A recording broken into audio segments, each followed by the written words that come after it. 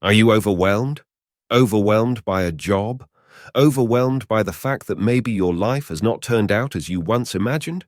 Or overwhelmed that everyone else appears to have their life in place when you scroll aimlessly on social media? This short animated video outlines 3 reasons why you have not wasted your life yet. If you get value out of this video, be sure to hit the like button and subscribe. Anyway, let's get into it. It's a common theme in a lot of motivational videos. They'll start with this mysterious secret to growth with a teaspoon of suspense, which ultimately turns to aggression in their tone. You have probably seen these people before.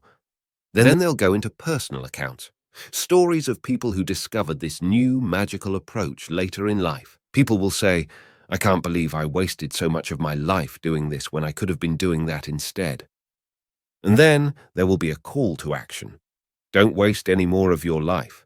Don't spend your time or money on things that don't work. A reasonable conclusion, right? Why is motivation overrated? Sometimes the solution can also be the problem, like a double-edged sword that can hurt you whichever way you go. Motivation can be short-lived and very quickly replaced with guilt. If you're only going off of motivation, you're setting yourself up for failure. This isn't necessarily a bad thing.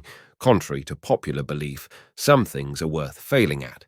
But it is something that's important to acknowledge when you set out to do the things that are important to you. In this day and age, it is very rare for anyone to be satisfied with where they are. There will always be things we could have done better. Maybe you could have dedicated more time to mastering the piano when you were 7. Maybe you should have learned 3 languages before the age of 10. Maybe you feel like you wasted your athletic potential by focusing too hard on books or video games. Whatever the case, no one starts out perfect, and very few people feel that they've done enough. Perhaps a better way to think of it is regret minimization. Growth is a process, not a state of being. To say that you wasted your life is counterproductive. So how do you know if you're still young enough to start something new? Spoiler alert, you are. Stan Lee didn't write a hit comic until he was almost 39. Now, you cannot get rid of his local neighborhood Spider-Man. Martha Stewart didn't publish her first cookbook until she was 41. Colonel Sanders did not franchise the recipe to his chicken until his early 60s. There are countless examples like this, many of them starting their passion and interests even later in life.